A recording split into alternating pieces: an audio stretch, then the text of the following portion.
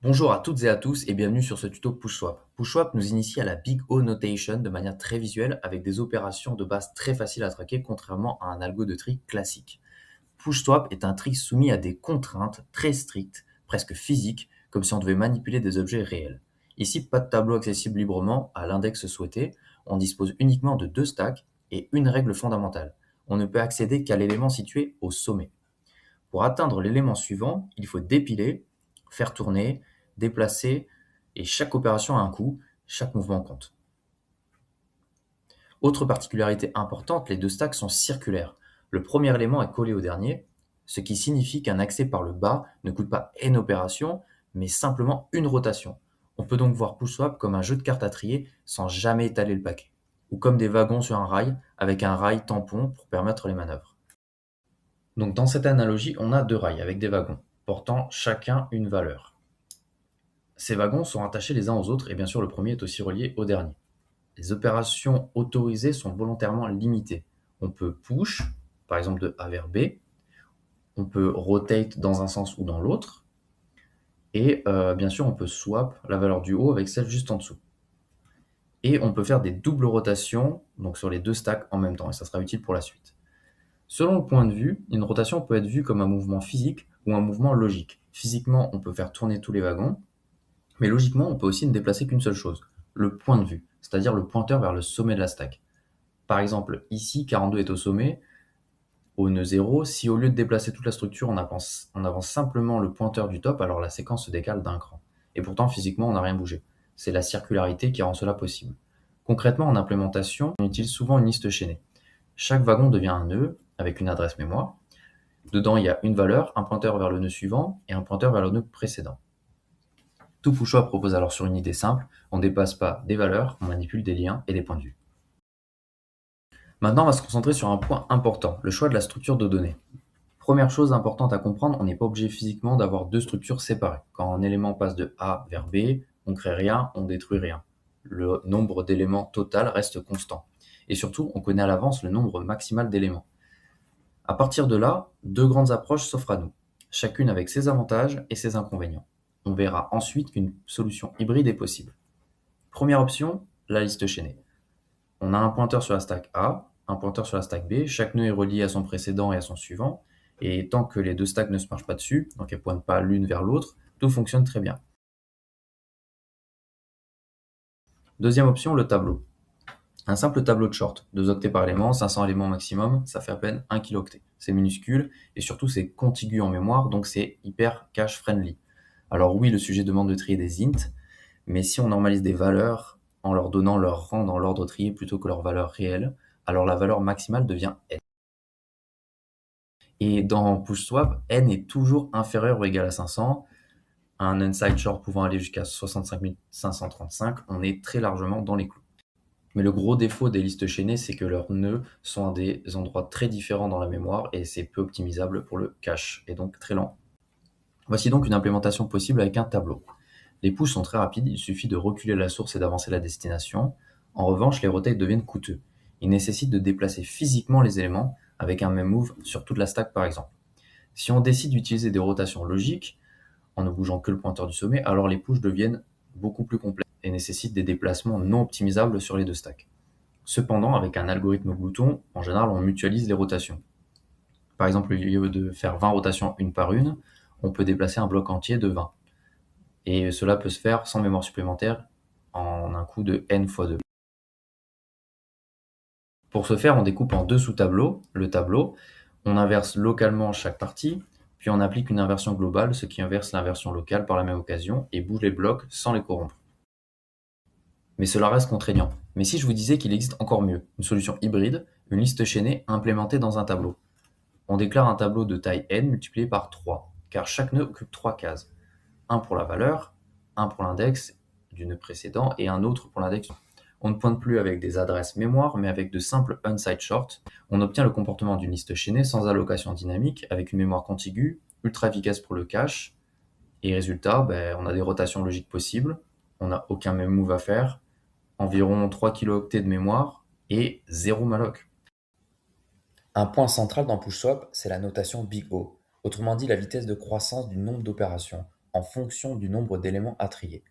Selon l'algorithme choisi, cette croissance peut être plus ou moins violente. Par exemple, un algorithme en n carré voit son coût exploser très rapidement quand n augmente.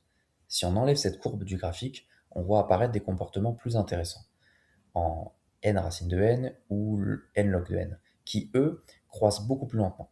Mais au fait, c'est quoi exactement un log? C'est un logarithme. Le logarithme, c'est l'inverse de la puissance. Là où la puissance répond à la question combien vaut ce nombre multiplié par lui-même plusieurs fois, le logarithme répond à combien de multiplications sont nécessaires pour atteindre ce nombre.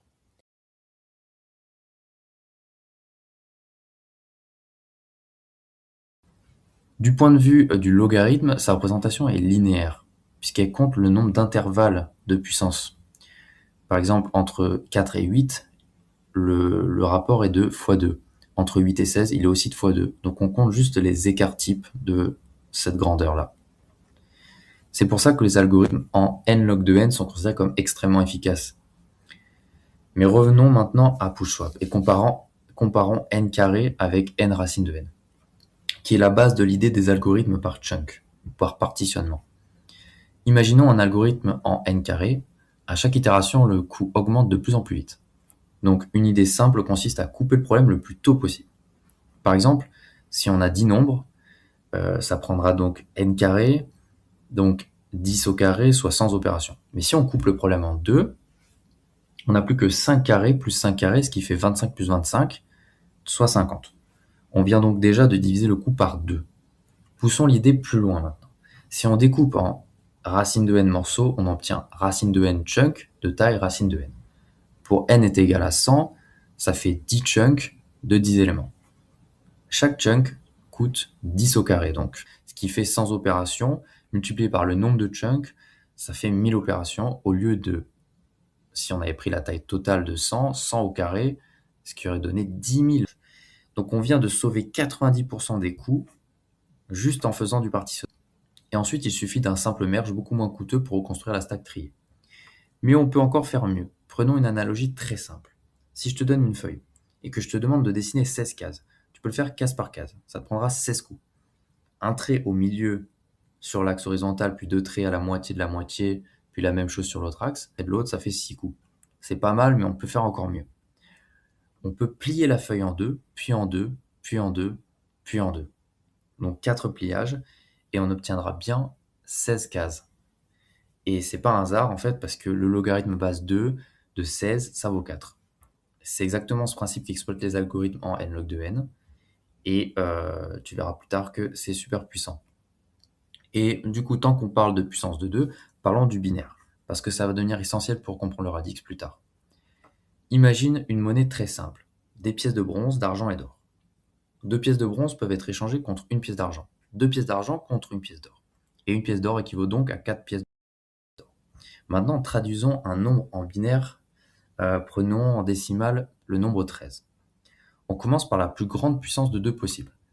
Est-ce que 13 est plus grand ou égal à 16? Non. On écrit 0. Est-ce que 13 est plus grand ou égal à 8? Oui. On écrit un 1 et on y dépose nos 8 pièces. Il en reste donc 5. Est-ce que 5 est plus grand ou égal à 4? Oui, on écrit 1, il ne reste plus qu'une pièce. Est-ce que 1 est plus grand que 2? Non. Est-ce que 1 est plus grand ou égal à 1? Oui, on écrit un 1. Et du coup, on a bien la représentation binaire de 13 qui vaut 1, 1, 0, 1. Et cette représentation bit par bit, c'est exactement ce que va exploiter l'algorithme Radix. Dans la famille des algorithmes en n carré, on retrouve un grand classique, le bubble sort. Le bubble sort utilise des swaps pour créer de l'ordre localement, parfois même au prix d'un désordre global plus important.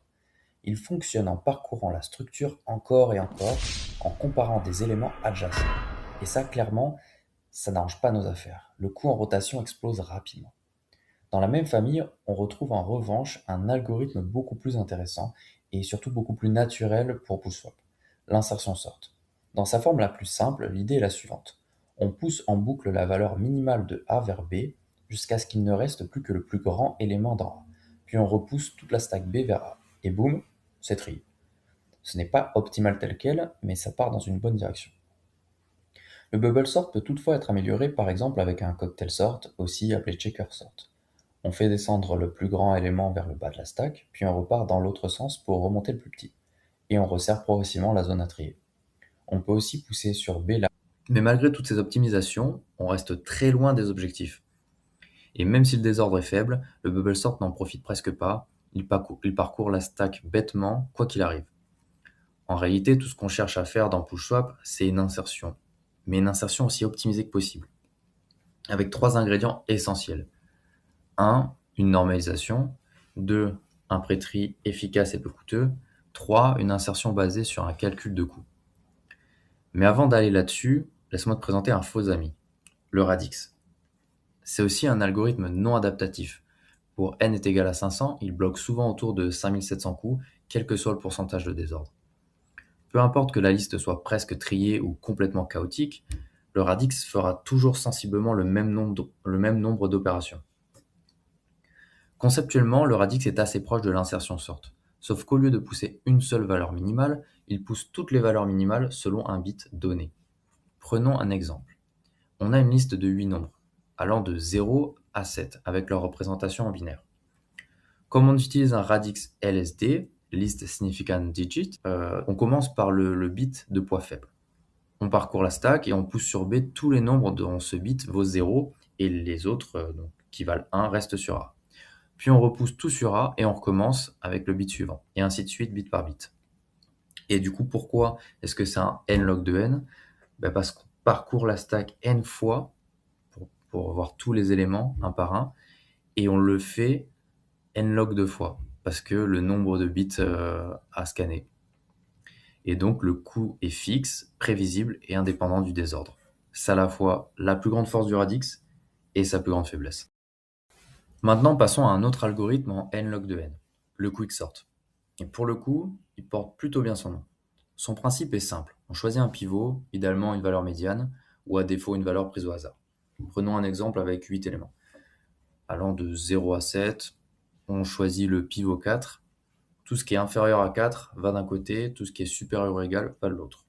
Puis on recommence récursivement pour chaque sous-partie, jusqu'à ce qu'il ne reste plus rien à diviser.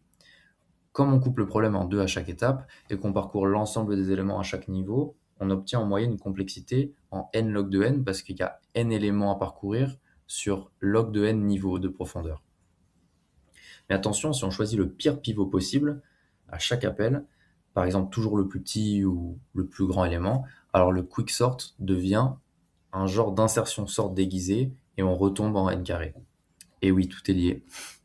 D'ailleurs, on peut voir le radix comme une sorte de quicksort très particulier, où le pivot n'est plus une valeur numérique mais un bit. Un pivot binaire, 0 d'un côté, 1 de l'autre. Maintenant, la vraie question est comment adapter le quicksort à un push swap. Si je te disais qu'on ne manipule pas vraiment 2 stacks mais plutôt 4 zones, grâce au rotate et au reverse rotate, on peut utiliser le haut et bas de A, le haut et bas de B, comme 4 compartiments logiques. Par exemple, quand je pousse la moitié basse de A vers B, je peux en même temps rotate B et envoyer ces éléments directement vers le bas de la stack B. Typiquement, on applique un quicksort jusqu'à ce qu'il ne reste plus que 3 éléments dans A, les 3 plus grands. Ces 3 éléments se trient en une ou deux opérations maximum.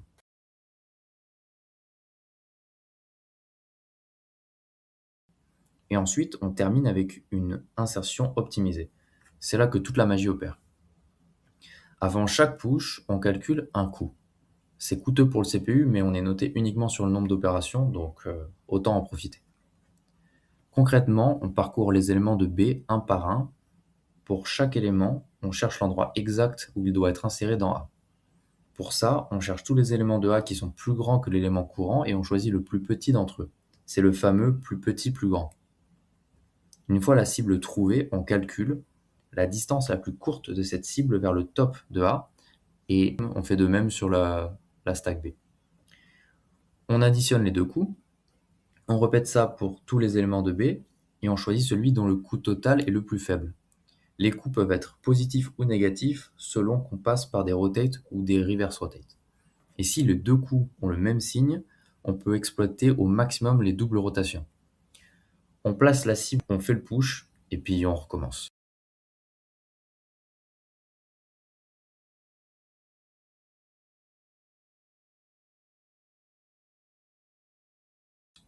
À la fin, il ne reste plus qu'à replacer le 0 en haut de A et la stack est triée.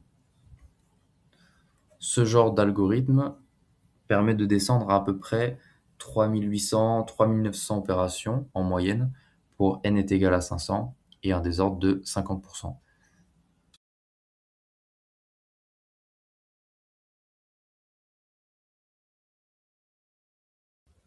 Alors si vous vous demandez Pourquoi faire? l'enseignement qu'on doit en tirer, c'est pour vraiment bien initier à la Big O Notation avec une représentation visuelle, ludique et facile de la complexité. Car on va print chaque opération et élémentaire et pouvoir les visualiser dans un visualisateur par exemple. Et ça, on peut pas le faire avec un algorithme de tri classique où c'est beaucoup plus complexe. Si on doit gérer le temps CPU, etc., le nombre de cycles, c'est un peu moins facile à se représenter et ludique.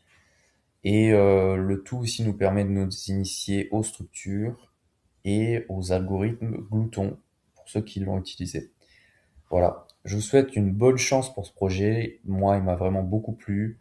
J'espère que la vidéo vous a aidé, vous a plu, autant que moi en tout cas à la faire. Et je vous souhaite bonne chance et à la prochaine.